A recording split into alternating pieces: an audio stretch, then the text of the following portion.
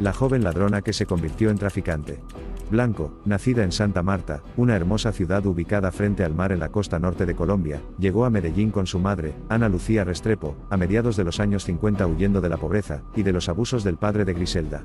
Ambas mujeres de belleza natural consiguieron trabajo inicialmente como meseras en un sector de bares y prostitutas en el centro de la ciudad conocido como Lovaina, y una casa para vivir en el barrio Antioquia, para entonces, refugio de ladrones y malandros de poca monta, y el lugar de donde saldrían las primeras mulas del narcotráfico.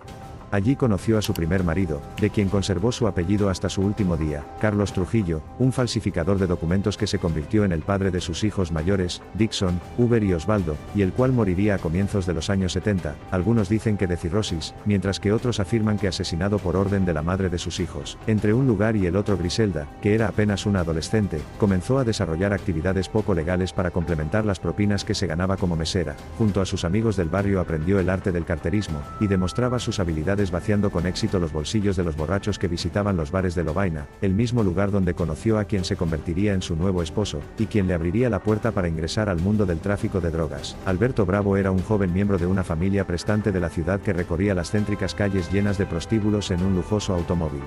Según decía, además del dinero de la familia, Bravo se costeaba sus lujos importando ilegalmente desde Panamá y Estados Unidos licores y perfumes caros, ropa y bolsos costosos y pequeños electrodomésticos que le vendía a los miembros de su círculo social y a las profesionales en ascenso, que le pagaban por cuotas, y hasta ropa interior de seda, y encaje para las trabajadoras sexuales a las que visitaba casi a diario. Sin embargo, Pirringuis, como era conocido, tenía otro negocio más lucrativo del que algunos hablaban por lo bajo. Alberto Bravo se enamoró de la bella Griselda y le confesó su secreto. Por medio de una enfermera de un hospital local, el joven contrabandista lograba hacerse con excedentes de cocaína que por esos días una empresa alemana distribuía legalmente en Colombia con el fin de aliviar el dolor de los pacientes terminales.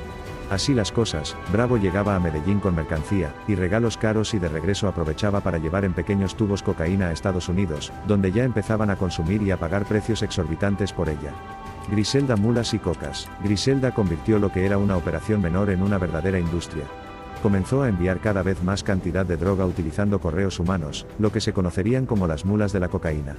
Blanco escondía el producto en fajas, la ropa interior de las mujeres, maletas de doble fondo, suelas de zapatos y hasta en jaulas para perros, la misma habilidad que ella usaba para entrar y salir de los Estados Unidos disfrazada con pelucas y pañoletas y utilizando documentos falsos, incluso cuando ya era una de las delincuentes más buscadas en ese país, al punto de que, revisado su historial durante uno de sus juicios, no figuraba que Griselda Blanco hubiera cruzado nunca las fronteras. Blanco y sus hijos llegaron a Queens, el barrio más latino de Nueva York, a finales de la década de los 60, pero pocos años después se radicaron en Miami. Desde allí, junto con Alberto Bravo, comenzaron a coordinar lo que pasó de ser la exportación de pequeñas cantidades de cocaína a una operación a gran escala para transportar marihuana colombiana, y coca que conseguía en Perú y Bolivia y que enviaba a los Estados Unidos por medio de una flotilla de aviones en asocio con José Antonio Pepe Cabrera, un analista de datos que terminó convertido en las alas del cartel de Medellín. Durante casi 5 años Griselda y su esposo consolidaron una operación que les reportaba, según cálculos de las autoridades, unos $80 millones al mes, lo que les permitió una vida llena de lujos y excentricidades, recordó su sobrino Nelson Guillermo Restrepo en una entrevista para la cadena estadounidense Univision.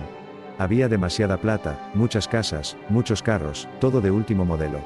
Nosotros nos manteníamos en las mejores discotecas, tomando Dom Perignon, hacía fiestas de 5, 6, 7 días, nunca era una fiesta de 2 días. Sin embargo, en abril de 1975, la madrina del narcotráfico colombiano en Estados Unidos fue acusada finalmente por varios cargos criminales, junto con una veintena de hombres de su organización. Tuvo que escapar de Miami, en un avión privado, que aterrizó en Bogotá, donde fue recibida por una caravana de carros y un nutrido grupo de guardaespaldas. El motivo de su regreso al país, después de tantos años, no solo era escapar de las autoridades estadounidenses, también quería ajustar cuentas con su esposo, Alberto Bravo, el hombre con el que había construido un imperio criminal. La viuda negra. Blanco se encontró con su marido a las afueras de una reconocida discoteca en el norte de Bogotá. La mujer le reclamaba a su esposo que había desaparecido millones de la operación que ambos manejaban sin dar cuentas de nada, mientras que el hombre estaba convencido de que su esposa se había autodenominado la madrina para aparecer como la única cabeza del entramado delincuencial que hasta ahora había sido un negocio familiar. La discusión terminó en una espectacular balacera con 7 muertos, incluyendo a Alberto Bravo, que recibió un disparo en la cara proveniente de la pistola de su esposa, y varios heridos, incluyendo la propia Griselda, que recibió un tiro en el abdomen. Blanco sobrevivió para seguir eliminando a sus competidores. A medida que crecía su poder también lo hacía su crueldad. Griselda es la persona más malvada que he conocido en mi vida, aseguró Max Mermelstein, un piloto del narcotráfico que terminó convertido en informante de la DEA. Otros mataban porque tenían que hacerlo, Griselda mataba porque lo disfrutaba. Podía verse la sed de sangre en sus ojos.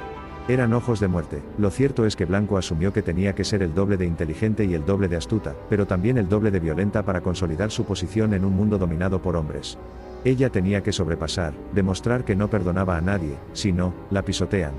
Si ella le debía dinero a usted y no quería pagarle, lo mandaba a matar. Si usted le debía dinero a ella, y usted no quería o no podía pagarle, también lo mandaba a matar, recordó el exdetective de homicidios y luego jefe de la policía de West Miami, Nelson Abreu, en entrevista con Univision.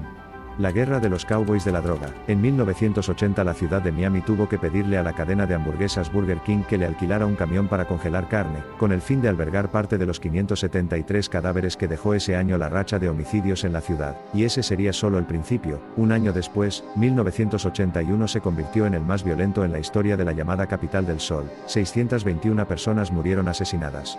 En el origen de semejante baño de sangre, aseguran las autoridades, estuvo Griselda Blanco. Si Griselda Blanco no hubiese existido, no habría habido guerra de la cocaína, escribió Max Mermelstein en su libro El hombre que hizo llover coca. En 1979, a los 37 años, Germán Jiménez Paneso era un poderoso narcotraficante que se movía por Miami en una limusina Mercedes-Benz blanca blindada en compañía de su amigo y guardaespaldas Juan Carlos Hernández. Paneso había cometido el error de no pagarle un cargamento a Griselda, quien lo acusó de robarla y no se lo perdonó. El 11 de julio, a las 2:30 de la tarde, mientras el narco y su escolta estaban en la licorera Crown Liquor Shop, en el Dadeland Mall, el centro comercial de moda en ese entonces, para comprar whisky como hacían cada semana, un par de sicarios llegaron en lo que parecía un camión de reparto con un irónico letrero al costado: Happy Time Complete Party Supply. Los hombres salieron del camión. Uno de ellos sacó una pistola Beretta 380 con un silenciador, y le disparó a Paneso 4 veces en la cara, mientras su compañero disparaba con una ametralladora automática Ingram Mac 10 sobre el escolta de Paneso. Luego, regresaron a la camioneta y dispararon sin parar sobre el estacionamiento y las tiendas alrededor mientras escapaban. Cuando las autoridades encontraron la camioneta abandonada detrás del centro comercial, no solo descubrieron que le habían puesto una gruesa capa de blindaje, sino que en su interior abandonaron más de 20 armas de fuego, incluidas escopetas, pistolas y armas automáticas. Uno de los sicarios era Jorge El Rili Ayala, un joven proveniente de Cali que había llegado de Chicago a comprar marihuana a Miami, y que se convertiría en el gatillero favorito de Griselda. Ese fue el comienzo de lo que se denominó la Guerra de los Cocaine Cowboy, que marcó una violenta época en la historia de la ciudad, y que fue el origen de series como Miami Vice. La muerte de la viuda negra. Blanco, tratando de alejarse de los problemas, le dejó el negocio en Miami a sus hijos y se fue de la ciudad. Fue el comienzo de su declive. Los descendientes de la madrina no heredaron ni su habilidad ni su inteligencia ni su astucia, pero sí su afición por la fiesta y los lujos desproporcionados, y en pocos meses quedaron en la mira de las autoridades, que en medio de sus investigaciones dieron con el paradero de Griselda, quien vivía junto con su madre y su hijo menor, Michael Corleone Sepúlveda, en una casona en Irvine, una pequeña ciudad fundada en los 70 en el condado de Orange en California, que se caracteriza por tener uno de los niveles de criminalidad más bajos de los Estados Unidos. Esta vez no le valieron las identificaciones falsas con las que pretendía hacerse pasar por una ama de casa venezolana.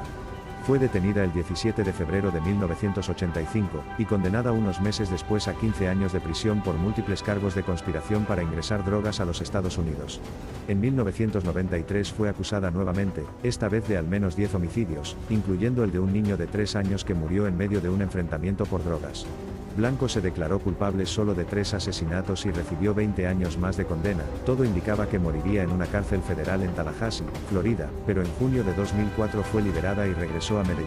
El 3 de septiembre de 2012 nadie parecía preocuparse por Griselda Blanco, nadie sabía que la viuda negra, la mujer señalada de haber ordenado más de 200 homicidios, la que le cambió la cara al narcotráfico e inició una guerra que marcó la época más violenta de Miami, la madrina de Pablo Escobar, vivía tranquilamente como una millonaria retirada en un apartamento del poblado.